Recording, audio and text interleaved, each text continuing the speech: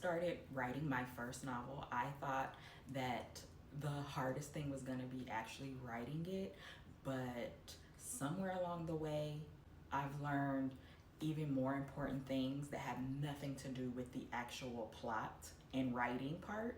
And here are a few things that I learned that I wasn't really expecting, and things that may help you on your journey so that you won't be surprised like I was. These are in no particular order, and the first thing that I want to say is you have to be writing this story for you and only you. Because if you start to try to appease everybody or worry about what people are going to think with certain things in the actual book, it's going to hinder your full creative process. For example, my book does have steamy scenes in them, and I knew that going in I wanted steamy scenes. And when I went through the first draft of my story, I could tell that I was kind of holding back because, I mean, it was a little embarrassing. Like, I knew that my friends and family were going to read it. I didn't want them to be picturing me in these scenes. But when I went back to do my second revision, I just had to get that out of my head. Like, this is your story. If you don't tell it fully how you want to, you're gonna regret it. So I had to get out of that mind frame of like, oh my gosh, like my mom is gonna read this. Like even some of the cussing or even some of the descriptions or even some of it, I just didn't want people to think that it was me. Even though my book is loosely based on a situation that I went through, it's not me. I had to just get that out of my head. And even if they do think it's me, I don't even care. I don't even care at this point. Make sure that when you start this, you just write it for you, only for you. Don't worry about what you think other people are gonna think, because it's your story. They're not writing it. I don't want you to do so much research that you don't write the book. I want you to start writing, and in the middle of that, still be researching. I did look on TikTok and found how to do the self-publishing, which was the better route to go. Amazon, Ingram, all of those other ones. And so I saved all of those videos, and pretty much they all have the same consensus, which was very helpful in my process of self-publishing. Little stuff that I was worried about, like, do I do Google Doc, do I do Word, where do I actually write the actual book? And some of the creators were just like, just write wherever you want to write. And so I did it in Google Doc. That was just easiest for me. If I hadn't have found videos of people just saying just write wherever you want, I would have spent so much time focused on where do I write the actual book. Another tip that they gave was to purchase your own ISBN instead of the one that Amazon just gives you, because then you're just stuck at Amazon. And then the third thing is be okay making mistakes along the way. It is a process. It's your very first novel. And I had to keep telling myself these same things. It's my first novel. I knew that I was gonna make mistakes, and I had to be okay with that because most of the time it's fixable. So I didn't strive for perfection and just getting the book done and then worry about the other stuff later. Like the cover, the title, the blurb. Like, I didn't have any of that. I didn't have my title for months, and that was starting to worry me because I could not figure out what my title was going to be. I knew once the book was done, and then over time it would just come to me, and it did. Fourth thing that I highly recommend is beta readers. I didn't even know what a beta reader was until I was doing my research. And on TikTok, like I said, those creators that had already self-published numerous books mentioned beta readers. And so I researched more of that, what they are, what they do. And I knew that I was going to use beta readers, but I didn't know, one, where I was going to find them, or two, if they would actually be open to reading my books. I wanted a mix of people that I knew and then majority of people that I didn't know, so I would have the non-biased opinion. What I did for my beta readers was I put a simple text on TikTok. If you're not familiar, Book Talk is very big on there. So I put a text on there just asking for beta readers, and you would be surprised. I got so many inquiries. I put my email on there. If you'd be interested in reading a Black romance novel, please reach out. I got probably about 20 to 25 people reach out.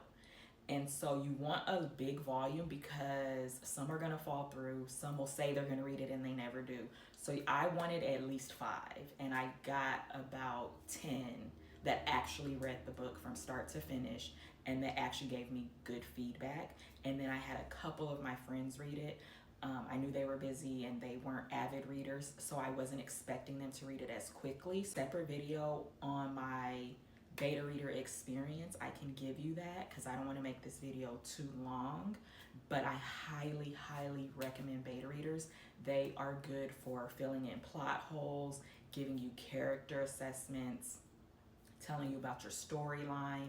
My main goal for beta readers was I wanted to know about my pacing because I knew my novel would be a slow burn. I didn't want it to be too slow that people didn't want to read it. I wanted to make sure that the emotions that I was trying to convey in this story was actually pushing through the book because I read it so many times through editing. I know what emotions I had writing it, so I wanted to make sure that when other people read it, they felt the same emotions. I wanted to make sure my character descriptions made sense. So overall, I just wanted to make sure that it was a good story. I wasn't so focused on the editing. I told them, if you find something like super grammatical error, then let me know. But if not, just kind of ignore it because I was still in the editing process and they all did that. I sent them a link on my Google Doc, allowed them to be commenters. And it was good because they were able to comment along the way. And so once they were done reading, I emailed them, thanked them for reading it, taking the time, asked them additional questions like, who was your favorite character? What was your favorite scene? Did you feel like it was too slow? Feedback was very constructive. It was not negative. It was not nitpicky. If you want a separate video on my beta reader experience, just let me know because I could talk about that this whole video. But it was really good. You have to get beta readers. The next thing that I want to mention is to make sure that you have a public presence if you don't already. Social media is huge. And then I also recommend getting your own website. I had a previous website for a blog that I was doing. I stopped using that one and created a whole new one. I used the same website designer from that one because he is amazing. He's very thorough. He's very on top of everything.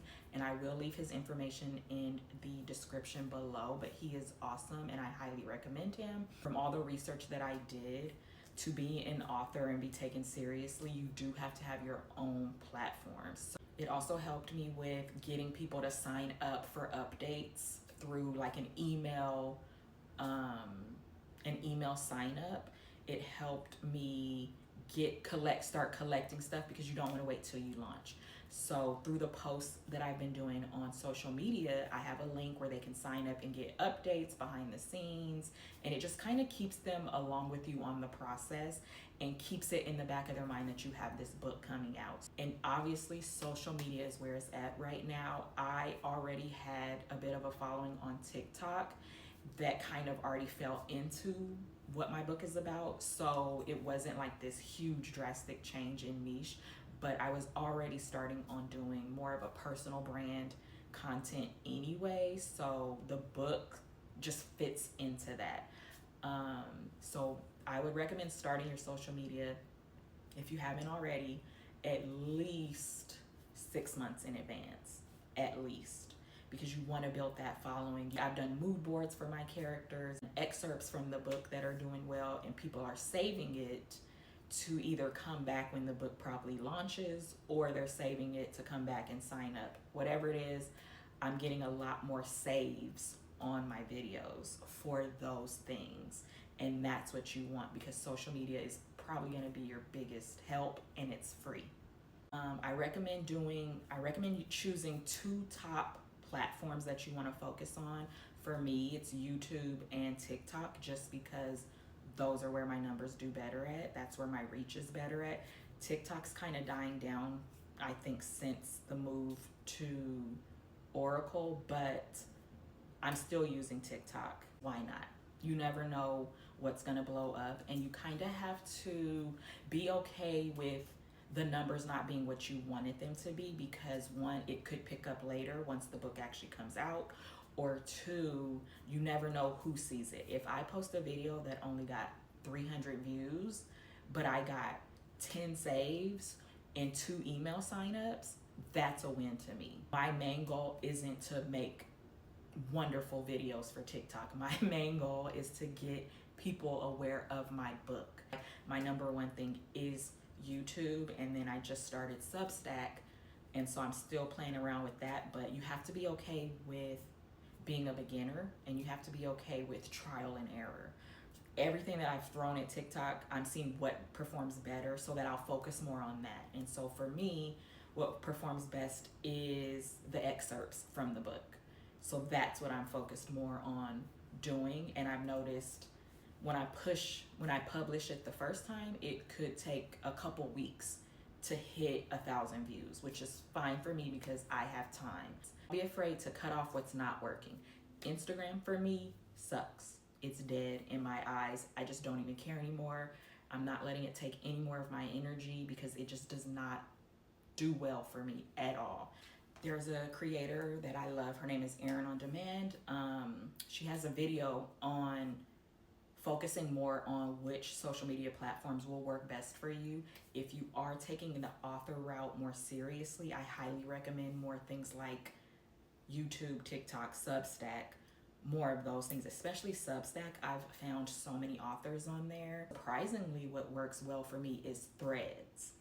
I've been posting my stuff that I posted on TikTok on Threads, and again, my focus is to garner email signups so people are aware of this launch, and that's exactly what Threads has done. Threads is a whole nother community, a whole nother audience, and that's also where I've been garnering a lot of my email signups. So you just have to try all of them, see what works best for you.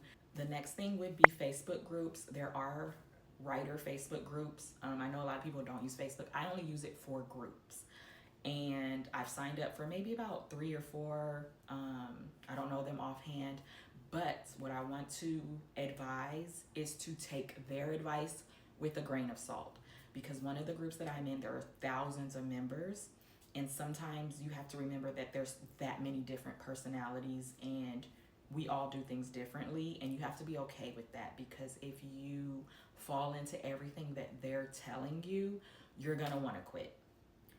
There's one group that I'm in that I barely even go on anymore because it's so negative.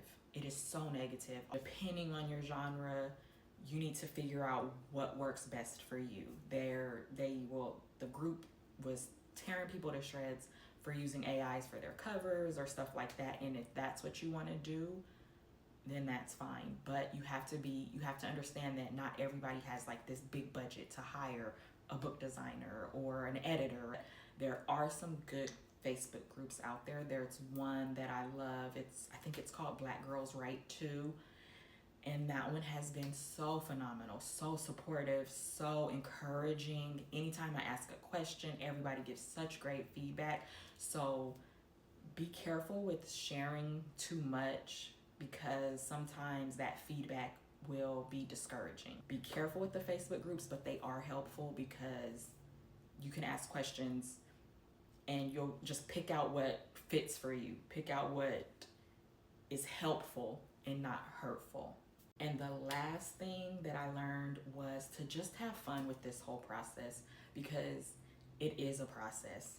It is a long process. And it varies for everybody. Some people took years to publish their first book. I knew that wasn't my ministry, but when it came back to writing and I was like, I'm gonna write my first Black romance novel, every morning I wake up, I'm like, I can't wait to touch my book in some way, whether I'm editing, whether I'm adding something, whether I'm revisiting the characters.